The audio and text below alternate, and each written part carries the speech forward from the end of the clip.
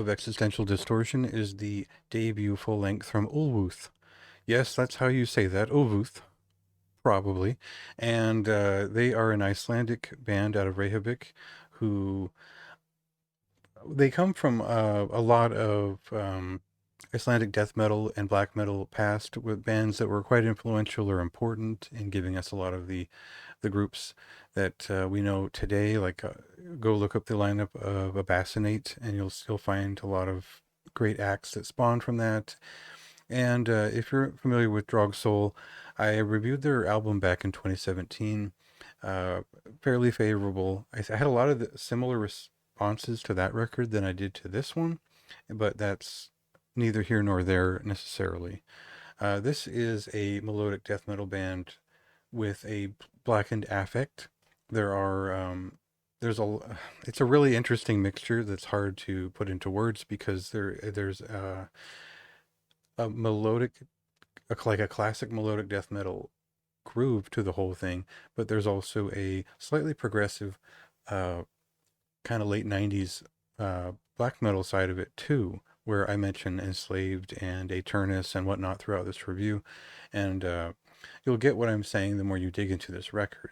I think the first thing to do is just show you that this band is capable of a big melodic death metal groove, and you'll see where I'm coming from on this clip.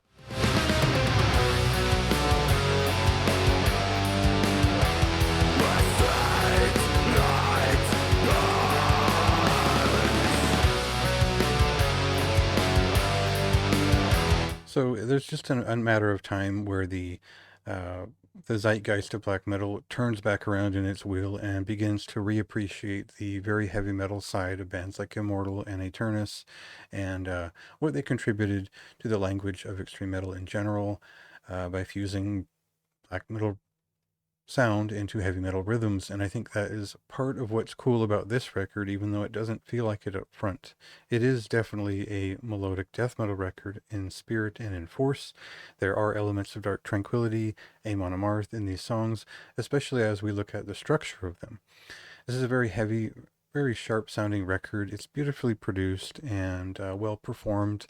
I think the guitarists are definitely the focus here, and the major grooves of each movement are what you're going to be following as a listener. It does play in sort of a classical sense, where big sweeping movements that are directed by fairly consonant melodies that are interrupted by percussive hits, which is indicative of a classic melodic death metal modus early on.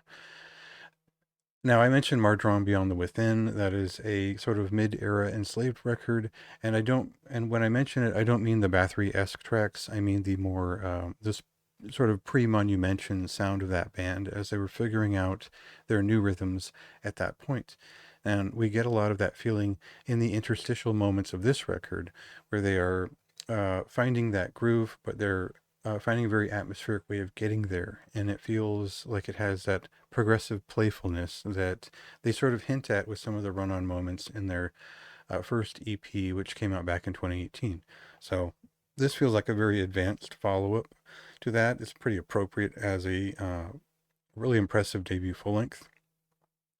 But I didn't start with this record at a high recommendation. I felt like it was a little bit blurry in its intent. It took a while to get to the bigger riff moments until I began to realize that this album is only halfway about its big riffs and grooves and movements, and it's also about the atmosphere it creates, the feeling that they're trying to convey.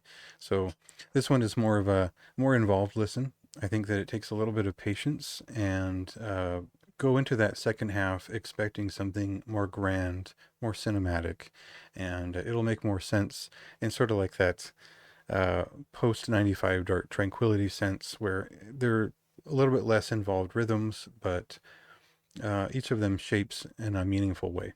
So uh, a pretty high recommendation for this one.